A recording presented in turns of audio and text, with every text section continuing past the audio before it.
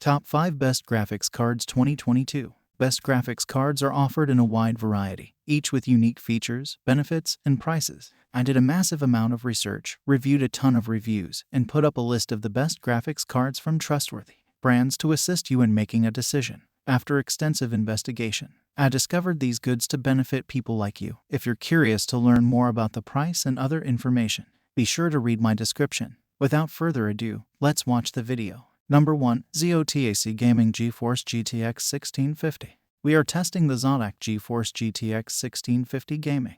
This incredibly small GeForce GTX 1650 is designed to be a budget-friendly product with an extremely small and compact size. We're talking less than 15 centimeters here. The single-fan product is also very energy efficient as it is powered by the 75-watt PCIe power connector, so it doesn't require any power connection. The GeForce GTX 1650 will have a minimum price of around $179. These cards are equipped with 4 GB of GDDR5 memory based on a 128-bit memory bus. While the GPU base and boost clock frequencies vary a bit depending on the board partner, the reference base clock frequency is 1400 MHz. When the first rumors of the GeForce GTX surfaced, speculation was all over the place and we had our doubts as to whether Nvidia would actually release a new GTX as it moves towards the RTX branding. Nvidia is now launching Turing-based GPUs called TU116 and the new GU117 to make them more affordable. Nvidia has removed the RTX and DLSS features, meaning there are no RT and Tensor cores in these products. It's a throwback to the original shader design model.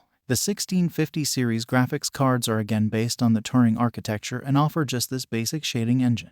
The GPU has been downsized, and the available memory configurations are 4 GB GDDR5 with a 128-bit wide bus. Number 2. MSI Gaming Radeon RX 6800 XT. The Radeon RX 6800 XT also comes with a doubling of memory to 16 GB, using the fastest JEDEC standard 16 Gbps GDDR6 memory. The memory bus width is still 256 bits. AMD has increased memory bandwidth by using a new component called Infinity Cache, a 128 MB on-chip L3 cache that operates at extreme bandwidths, based on the 7nm Navi 21 silicon. The Radeon RX 6800 XT has 72 RDNA2 compute unit, which equates to 4,608 stream processors, 72 ray accelerators, and 288 TMUs. The chip also features 128 ROPs and a 256-bit GDDR6 memory interface. MSI has tuned the Radeon RX 6800 XT to the highest level, raising the engine's boost frequency to 2,285 MHz, as mentioned earlier. The RX 6800 XT Gaming X Trio features the company's latest Gaming X Trio non-reference design. Number 3. Nvidia GeForce RTX 3060 Ti. The 3060 Ti has quite a bit more theoretical processing power than the RTX 2080 Super, and more than double the processing power compared to the RTX 2060 Super. We know GPU pricing is pretty messed up right now, but it's worth remembering that the 2060 Super had the same official price of $399 as the 3060 Ti. Connectivity consists of the same triple DisplayPort 1, 4A outputs and single HDMI 2.1 port that we've seen on other AMP Founders Edition models. You can use up to 4 monitors, and there is some ventilation on the rest of the EO bracket.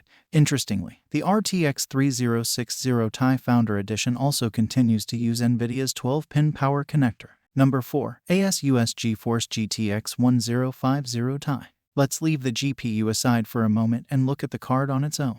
Aesthetically, ASUS has really done everything right with this iteration. It's not the triple ventilated, galvanized mix of metal and RGB LEDs that we find on the higher-end cards in the series, but a dual-fan solution that takes up a much smaller footprint and is made in a much more elegant way. The ASUS card still requires the 6-pin PCI power connector, and also doesn't quite reach the heady heights of glorious frame rate to dollar ratio that we'd like to see when it comes to price. Comparing the 1060 to the 960, the core count has increased from 1024 to 1280, with the transistor count increasing by 1.46 billion. Number 5. Nvidia GeForce RTX 3080. Nvidia could have kept the big changes to the RTX 2080 seconds cooling, but they've gone a step further with the RTX 3080. The first noticeable change is that the dual fan setup has been moved so that there is a fan on each side of the card. Nvidia uses a push-pull system here, where the bottom fan pulls air into the card and then blows the warm air out the opposite side near the CPU cooler and rear case fan. The second big change to the RTX 3080 is the addition of a single 12-pin power connector, as opposed to the separate 6-pin and 8-pin or dual 8-pin connectors on previous cards. The third big change that may not be immediately obvious is Nvidia's move to a new pennant-shaped board for the RTX 3080. Combined with the new cooling cover, this pennant shape makes for a really good-looking graphics card. I recommend 2 more graphic card.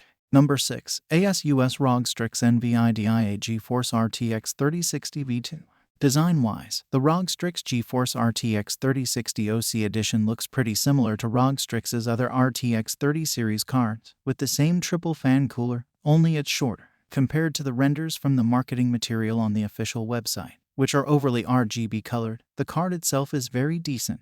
A closer look reveals that the ROG Strix GeForce RTX 3060 OC edition features 3 axial fans, with the center fan spinning in a different direction to better cover the heatsink and improve overall cooling performance. The card takes up about 3 slots on your PCIe expansion slots, but since it's not colossal, it will fit into most standard PC cases without any problem. Number 7. Sapphire Nitro Plus AMD Radeon RX 6600 XT. The Sapphire Pulse comes with a very modest factory overclock of 23 MHz compared to the reference specification.